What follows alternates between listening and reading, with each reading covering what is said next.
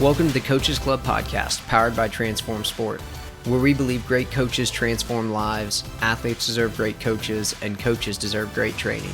I'm your host, Luke Gromer, and every week we're bringing you conversations with coaches and leaders in sport that will help you grow as an effective teacher and transformational leader so that you and your team can reach your potential.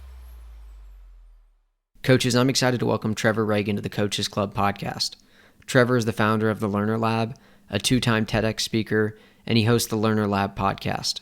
He's an expert on the science of learning, and he helps people, teams, and organizations get better at getting better. In our conversation, we dive into the science of learning and how it applies in sport, growth mindset, and upgrading the way we talk about tough emotions. I'm excited to share this conversation with you, and I'm confident that it will help you get better at teaching and leading. Let's hop into it. I would just love to know a little bit about how and why you started Train Ugly that has now kind of become the Learner Lab. What was that process like?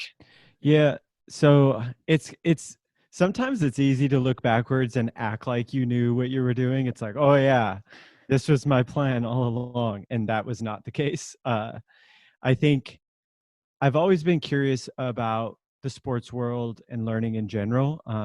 I tried to walk onto the Duke basketball team, and I know you can't tell on Zoom right now, but I'm like 5'9". But I actually almost made the team, which was crazy because I like grew up in Wyoming. It was this like huge goal of mine to make it on the Duke team. And I was like the last person cut, and it was devastating. And I didn't handle that failure well at all. Like, it put me into a huge tailspin. But I think, to be honest, looking back, it was like, that was probably one of the biggest like turning points, because that like planted this question in my head of like, dang, what could I have done better? Like, I felt like I did everything I could do, but it wasn't enough. What could I have done better to make it over the hump? And so that question has been like planted in my brain since then. And this is a long time ago. So I think that was an important thing. And then I think both my parents were coaches growing up. So like, obviously the sports world was a huge part of my life. I was lucky about 10 years ago, I had some money saved up. And I just decided like, look, I'm going to start a blog. I'm going to interview anyone that is willing to talk to me that's smart. So like, if I read a book and I like it, I'm going to try to talk to the author. If someone cites a study, I'm going to try to find the person that did the study. If there's a coach out there that I think is smart, I'm going to try to reach out. And so I started just interviewing like crazy, and started a little newsletter, started writing blogs and sharing the interviews that I was doing. And then that picked up a bit of a following. At the start, I was very like basketball focused, but then what I realized is like, wow, 95% of the stuff that I'm learning isn't just basketball like related. It could help in other sports, and even bigger than that, it could help people outside of the sports world. It took me like 3 years to get to that aha moment. And when I did, that's when things like really blew up of like, okay, I'm not just talking about how to make better basketball drills here. Let's actually expand this to, how can people become better learners? How do we get better at getting better? And so that's been my focus for the past 5 to 6 years, is trying to answer that question. And I've sort of moved away from like strictly interviews and blogging. Now it's a balance of I create a lot of content myself. I deliver a lot of workshops to sports teams, schools, corporations, and then I spend like a third of my time still learning and interviewing and trying to like get to the core of like, okay, what are the most heavy hitting principles that could help us become better learners? That's really good. I think that segues nicely into the next question I have. Obviously, you have a ton of experience studying these things, educating other people on it. What have you found are some of the most common misconceptions that, I'm thinking specifically coaches, but if it's in general to go for that, have around learning? I think there's a few things, and I like that question because that's a good way to think about this. It's like, okay, there's 1,000 things we could do to improve the learning environment in the sports world, of course, but what we want to do is look for like the most high impact ones that are actually things that we could change and things that we could do. And so a good way to like get to that is to ask like, okay, where are we like completely off? Not just like we're not aware of this idea. It's like actually we're doing it completely wrong. And like those are the adjustments we need to make first. I think as far as sports specific and like the way we think about practice, that's maybe one big area. I think we're conditioned to think that like practice should be super organized and look really, really good and be super controlled. But a lot of the research shows that if you actually want to create a better practice environment, there should be a bit more struggle built in, a bit more challenge, a little bit more chaos. That doesn't make you make it like completely reckless and like unrecognizable, but practice should be a bit more difficult than we think. And I think that's one area that's important. I think another one that we spend a lot of time on, especially with coaches and I guess anyone in a leadership role, is oftentimes as leaders we put our people in boxes and we have these ideas about like, oh, their strengths and weaknesses, what they learn and can't learn. And of course everyone has strengths and weaknesses, but the research around learning is clear. It's like our capacity to grow is much greater than we realize. And so one thing we spend a ton of time on is just helping people like sidestep those labels and boxes we put people in. And so we encourage coaches and I guess leaders to like look at their people as learners, because they are. It's like our people have a bigger capacity for growth than we realize. And if we believe that and treat them accordingly, that's going to make a big impact on the learning environment. So it's getting clear on like how to make better drills and a better practice. It's looking at our people as learners and giving them the reps and experiences to grow, and not just like pigeonholing them in these boxes. And then maybe the other big one, and you can cut me off anytime, I could talk for 5 hours about this stuff. I think the other big one is getting way better at how we talk about like tough emotions, like fear and stress and anxiety. It's especially in the sports world. It's like, look, as athletes, we're signing up to do something that creates a ton of discomfort. It's like most other industries and most other activities, you don't do it in front of a crowd. Like there's a scoreboard, you're literally battling someone. So there's like all these things built into the sports world that make it fun and enjoyable. But those same exact things that we love about sports, every single one of those creates discomfort. And so we have to be better as coaches talking about discomfort. On the surface, it seems like a simple solution. It's like, oh, well, we know that people maybe don't perform at their best when they're feeling fear. And we know that people might not make the best decisions when they're feeling fear. And we know people might not learn their best when they're feeling fear. And so as coaches, our default approach is to tell you to calm down or don't be afraid or be fearless. And that, like, we mean well when we say it, but the research around tough emotions like that is crystal clear that that is exactly the wrong approach. Because telling people to be fearless and telling them not to be afraid, more times than not, makes the fear worse, or it can create shame. And so there's a really, I think, interesting study that sort of paints the picture. I think it was Allison Wood Brooks, and she did this at Harvard Business School. So they set up like a high pressure situation. The students had to like go into a room and sing "Don't Stop Believing" to a stranger. And there was like a Nintendo system hooked up measuring their singing accuracy. So obviously it's designed to make you feel some tough emotions. So one group, before they go into the room, is told, calm down, don't be afraid, sort of our default approach. The second group, before they go in the room, is taught to reappraise those emotions. And so they're basically taught like, hey, it's normal to feel a bit nervous. That's expected. That's human. That's like a part of doing something like this.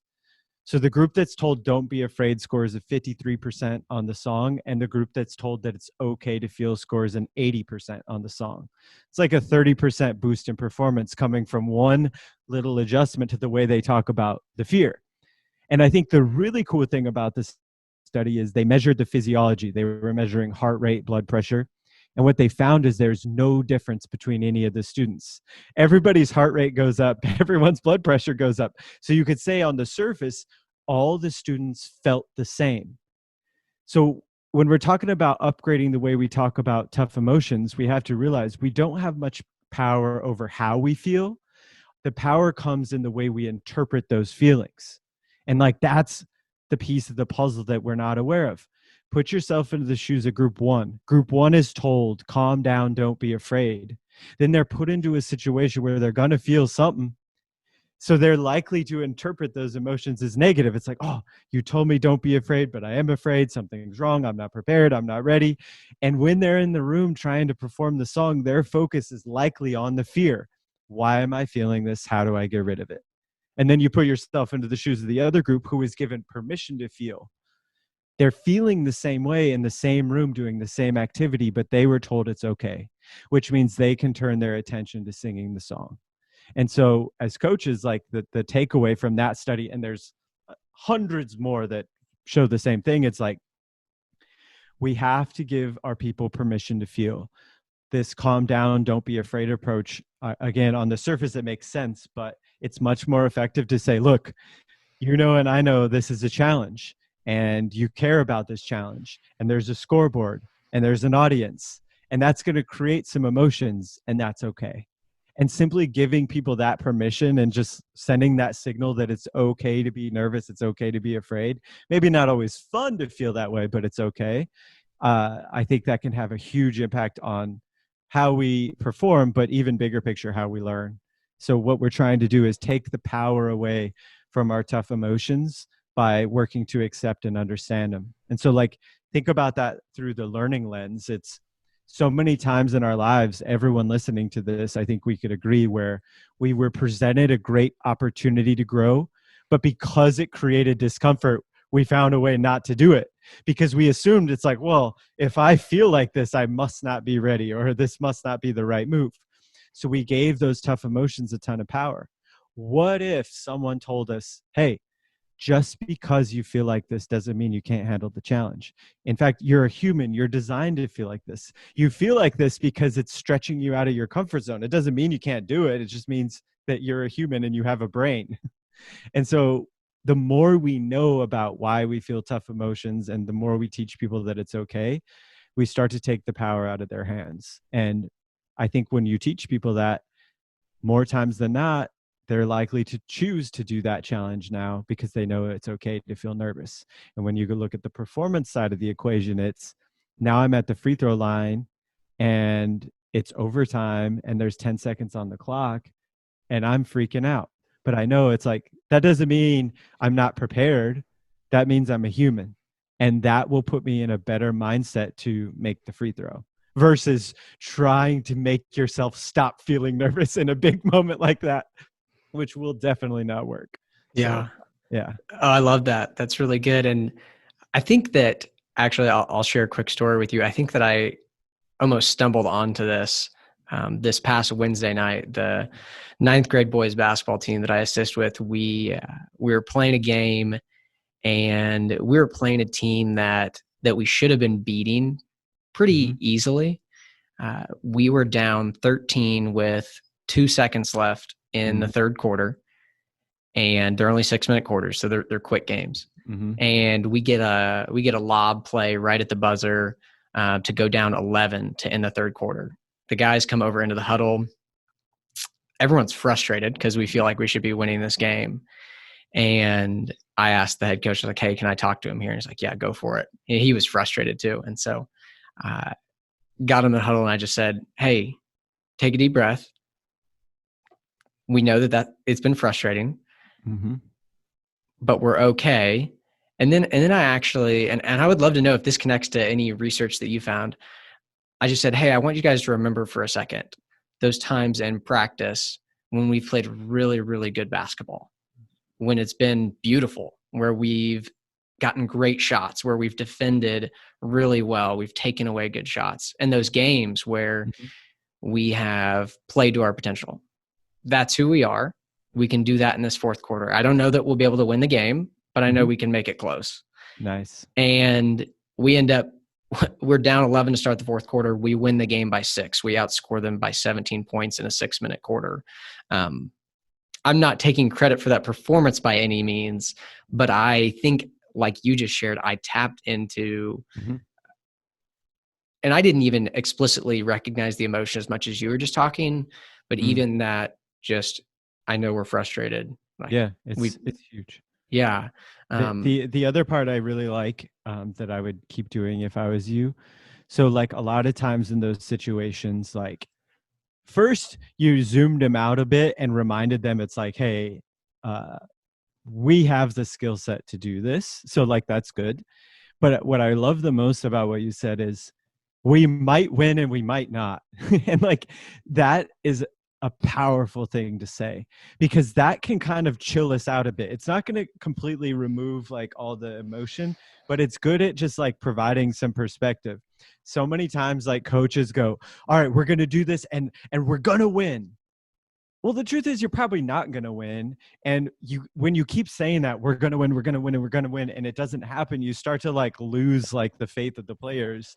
And so it's much better to just be honest. It's like, look, we might win and we might not, but let's go let it rip, because if we don't let it rip, we're definitely not going to win. So our choice is you could do something that might work, might not, or will definitely not work. And so let's choose the option of this might work, this might not. And I love that approach. I think every human would benefit from like getting there more often. It's like, look, the outcome is never guaranteed, but the outcome is never guaranteed unless we go out and totally like pack it in and don't try. In that case, the outcome is guaranteed that it won't be a good one. So I think about that a lot. And I think that's a lesson people can use outside of sports too. This might work, this might not. Let's just say that out loud, because that's the truth. Yeah. Oh, that's really good. And I think this is connected to what you were just talking about earlier with recognizing emotions. I think it's a key part of it, but I'd love to just hear from you a little bit more about how you think that coaches can help their athletes, ways that coaches can practically help their athletes develop resilience and a growth mindset. Sure. So for growth mindset, what we like at its core, growth mindset is the belief that I can build skills, the belief that I could get better at pretty much any skill. It's growth mindset. And so the messaging around learning is very, very important as leaders. We have to talk about things as skills, because they are. So many times in the sports world, a player is good at ball handling and we call him a natural. And a player is not so good at ball handling and we label them as like, oh, that they have no handle, they could never get better. Both of those are super dangerous for a lot of reasons. One is, as a coach, if I believe those things, I might limit the reps of the player that I think could never develop a good handle. The other problem is, as a coach, I'm probably going to share these labels and boxes to the players. Now think about the problems that could cause. If you tell me I'm a natural at something, that can be dangerous, because the way I could interpret that is like, oh, I don't need to practice this. I'm a natural. I was like born to be good at dribbling a basketball. I don't have to practice. It's okay for someone to believe that they're good at something, for sure. You could say like, yo, you have a great handle. You've earned that skill. You've developed it. I don't know exactly how you developed it, but you have. And you could get better if you continue to work at it.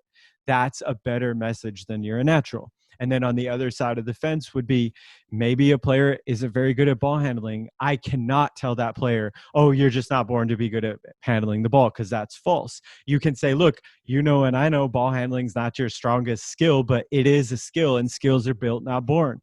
And if you practice and if you struggle and if you stay patient, you can get much better at ball handling. And I'm here to help you do that. That's 1,000 times more effective than like, you're just not cut out to handle the rock. It's like, so I'm always a proponent of sidestepping these limiting beliefs and stories that we impart on our people. And you do that by talking about these strengths and weaknesses as skills, because they are, and then going one layer underneath that, it's the growth mindset is the idea that we can build our skills. And that's not just some fluffy research or fluffy concept that you see on Twitter.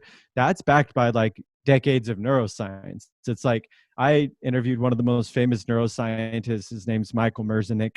He's been studying brains since like 1971.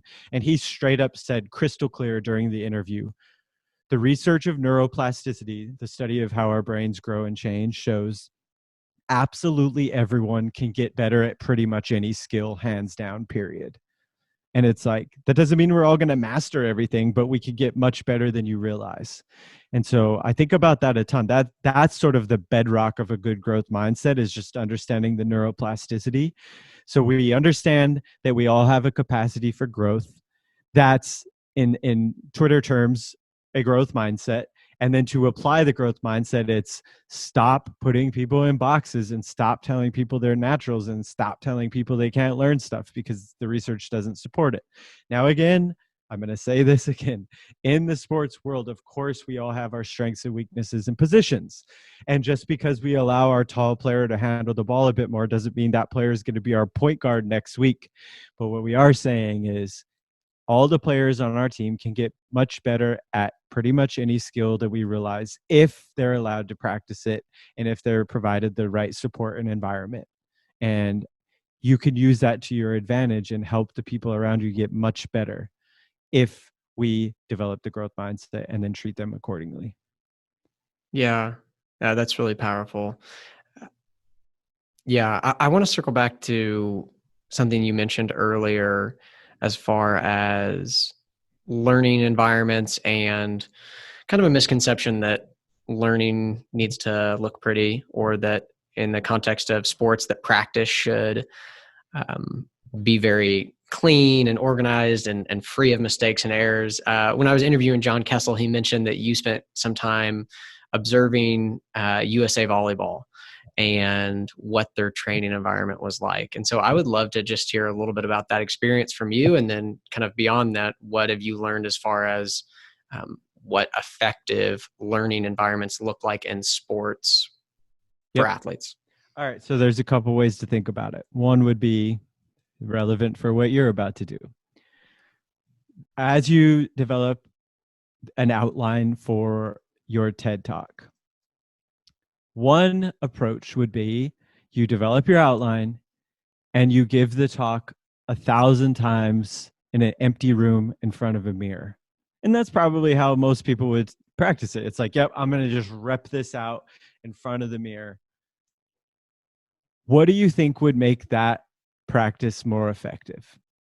Doing it in front of people. Boom. There you go. And I could ask my grandma the same question and she'd say the same answer, because this is not rocket science.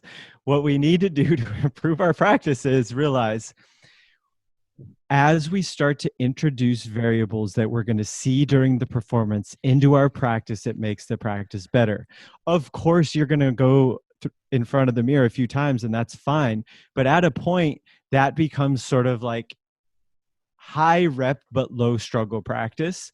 And when you do stuff like that, your brain just slips into autopilot. And when your brain is in autopilot, you're not going to get the retention that we need. And so, okay, how do you flip that? How do we keep our brain out of autopilot? Well, one is introduce a few variables that we're going to see during the performance. An audience.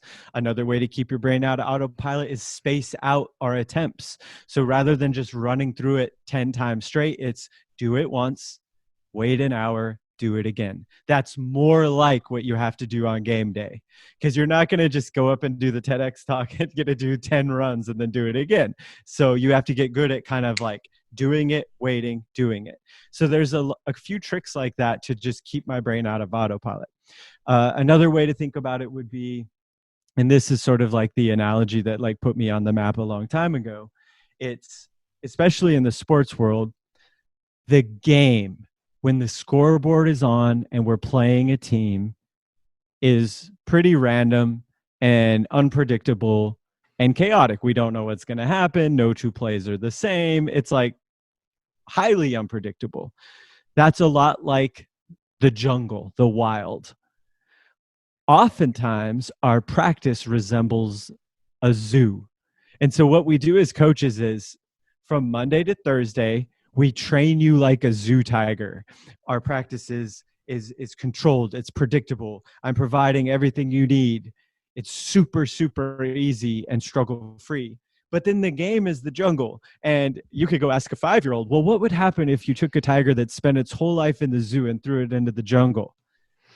It doesn't stand a chance. And of course it doesn't, because it wasn't prepared to deal with the jungle. And that's what we do in sports a lot. Is I train you like a zoo tiger, then I expect you to survive in the jungle, which is the game.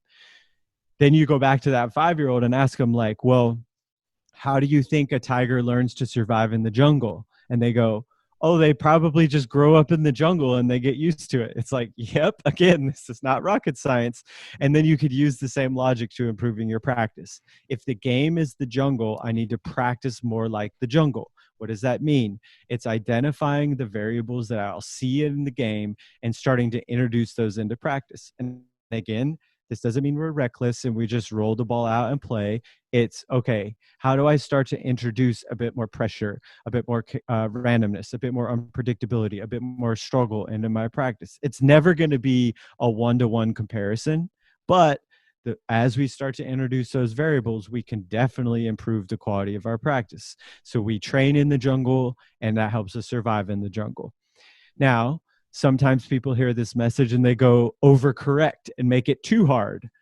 And so my best advice is when you're trying to increase maybe the difficulty of a practice, it's be aware of the amount of struggle and the type of struggle.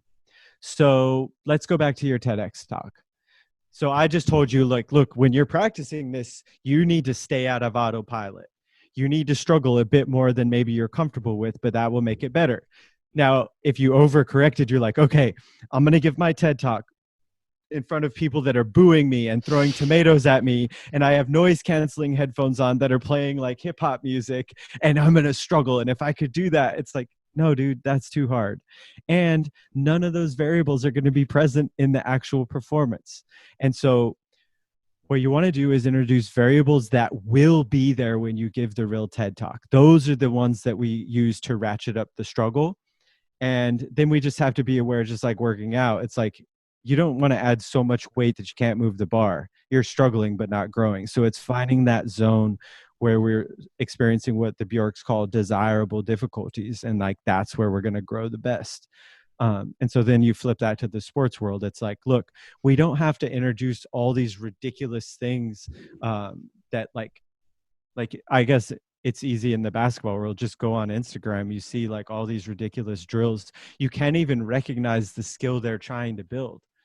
It looks cool on Instagram and they're using a lot of like toys and all sorts of things. But in the end, it's like, no, you're just getting better at the Instagram trick. You're not getting better at the actual skill. So use the variables we'll see in the game to ratchet up the difficulty, and don't make it so hard you can't function.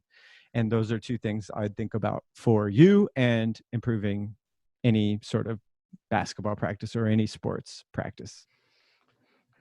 Yeah. Yeah, that's really, really good. Well, let me just ask you a few questions that I've asked everyone I've interviewed. Okay. That are maybe shifting a little bit, but I think some of what we've just talked about will tie into them. Mm-hmm. In your opinion, in your experience, what do you think is the biggest problem facing youth sports? And let's think high school and below.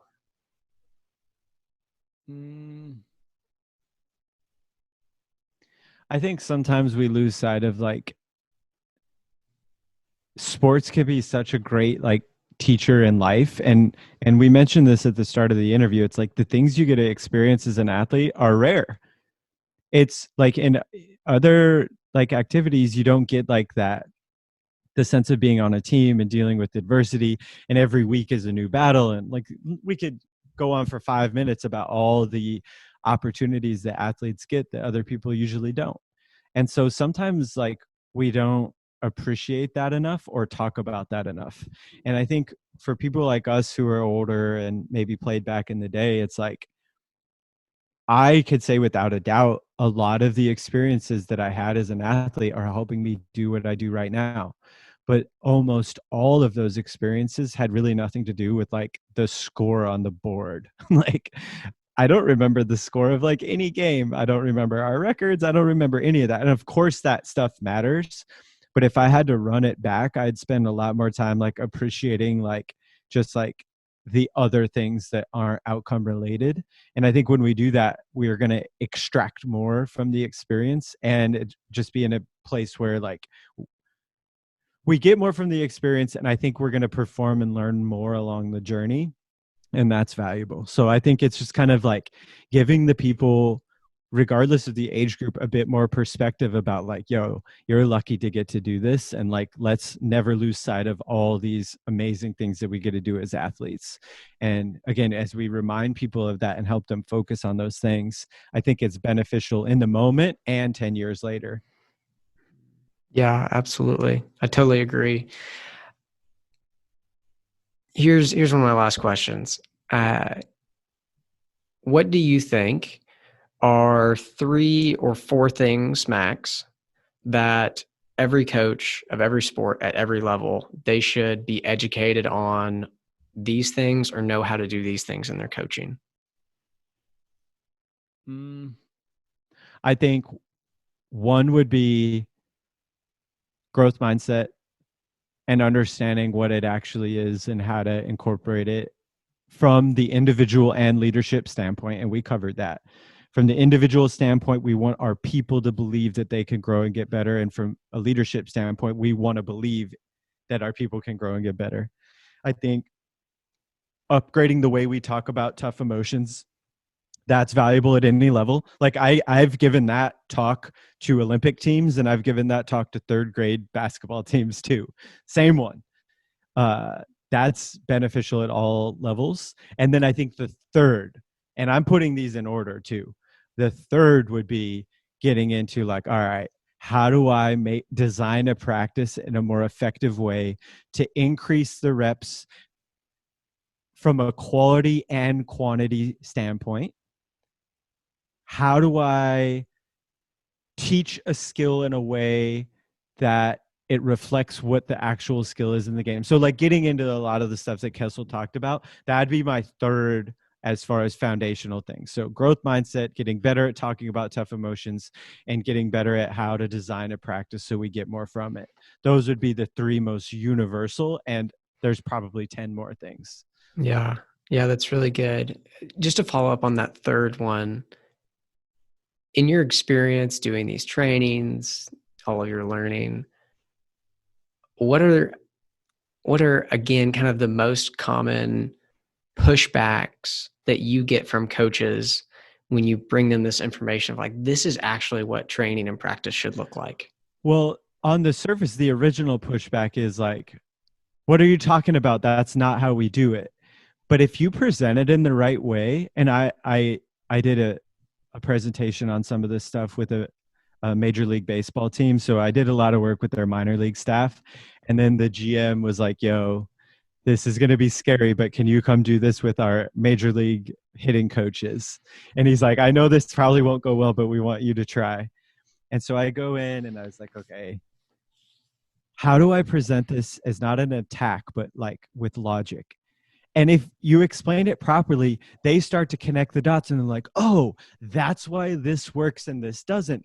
That's why we see this. Or, oh, this player that I work with in 1994, he did this and that's why he was so good. It's like this stuff is very logical, just like we mentioned with like asking my grandma and talking to 5-year-olds. Like in the end, the principles are grounded in science, of course, but it's very logical. And so if we're just careful in how we present it and go from like a very logical like approach, I think a lot of people are going to jump on board. Where in my past, I would go in and be like, everything you do in practice is wrong and this is the better way. I don't care what you're saying, people aren't going to listen. And so now I go in kind of softer and with logic and with science and explain it from the ground up. And then the other bit of advice I have that is kind of a trick, but it works, is if I'm talking to baseball coaches, I'm giving golf examples. If I'm talking to basketball coaches, I'm giving baseball examples. So as you like prove your points outside of their industry, they're a little more receptive. And that's the value of the jungle and zoo tiger thing. Because in the end, if you agree that the zoo tiger isn't going to have very much luck in the jungle and that a jungle tiger has a better chance of surviving in the wild than a zoo tiger, you're on board with what I'm about to say. So like, it's like prove the point outside of something that's very personal to them. And then you take those core points and logic and then you bring it into their industry. So that seems to help quite a bit. I like that. I like that a lot. Here's my last question. I'm going to put you on the spot a little bit, and just because I'm really curious about your response. Let's say that um, you have a 12-year-old basketball team that you are coaching. You just signed up. You're coaching a bunch of 12-year-olds, Mm-hmm. and you have a 90-minute practice with these 12-year-olds. Mm-hmm. Tell me just a little bit off the top of your head, what would you be doing in that practice? What would it look like? What would it feel like? Just tell Yeah. me about you in a 90-minute practice with 12-year-olds. So, all right, this is like what I did for 7 years during our basketball camps. So I would play a ton of 3-on-3 and a ton of different variations of 3-on-3. I'd play half court 3-on-3. I'd play no dribble 3-on-3. There's a game that we invented called Sideways, where you play full court 3-on-3, but on the main hoop and the side hoop of that same size or same side. And what that does is shrink down a court. So they're still running up and down, but the court is like shrunk. It's like 30 feet and it's awesome. So I'd be playing every variation of 3-on-3 that I could possibly imagine. I would have a focus of maybe every 20 minutes, and I'd change it every 20 minutes or so of like, all right, right now we're focused on finishing with our offhand. When we're playing these 3-on-3 games, if you finish with your offhand, it's double points. So I would be doing that a lot. So manipulating rules to encourage the type of reps that we want to see. I would show a lot of video of, say, they're 12-year-olds. I try to find videos of 14-year-olds doing the skills that I'm trying to teach. So if we're trying to teach them how to shoot a floater, how to finish left with their offhand, whatever it may be, or a new move, I'm not going to show them videos of LeBron. Maybe I'll show them a video of LeBron, but then I need to find a video of a 14-year-old doing it, because the signal that sends is, I guess, if I'm watching only videos of LeBron, in my brain, I'm like, that's cool, but that's LeBron and I'm not LeBron. So I don't know if I could do this. When I show him a video of a 14-year-old, it's like, oh, if they could do it, so could I. So I'd be teaching skills through video. I would break down the video and create like skill keys of like, all right, what are the 3 things that this person does to execute this skill? I'd create sticky visual language around those keys, and then I would let them like practice those keys.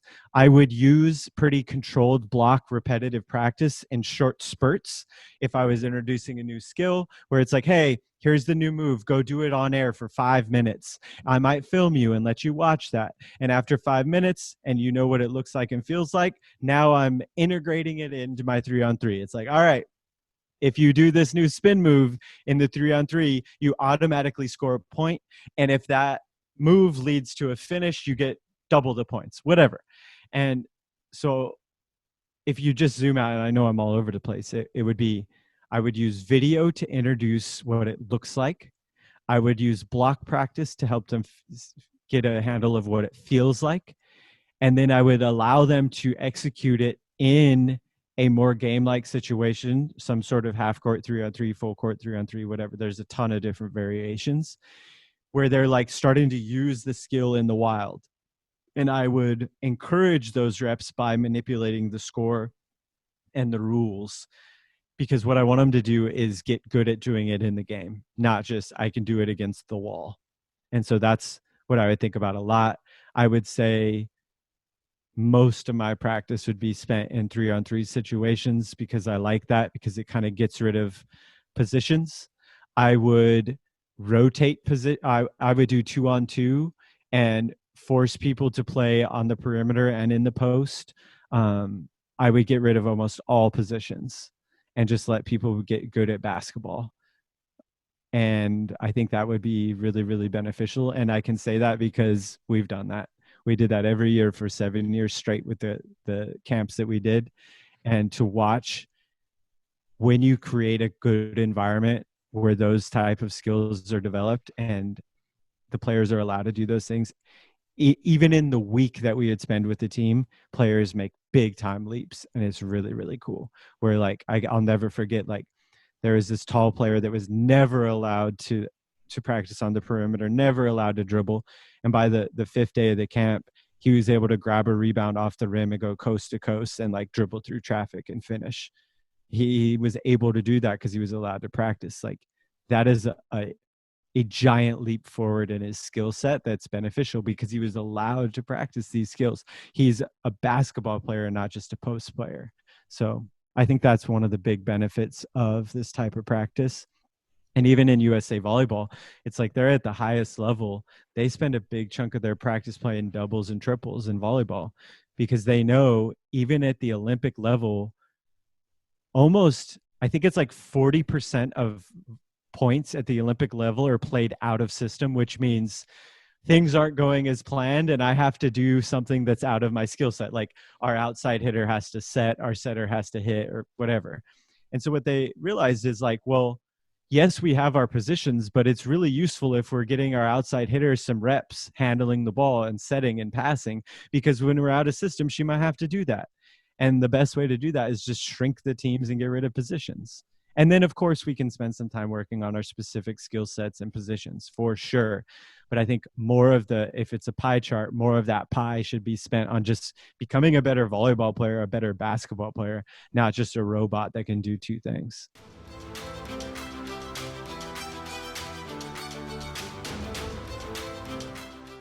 Coaches, thanks for listening to this episode, and thanks again to Trevor Ragan for coming onto the podcast.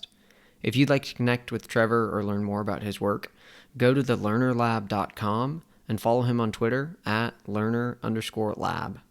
Coaches, if you enjoyed this episode or found it valuable, please take a minute to rate, review, and subscribe wherever you listen to your podcasts.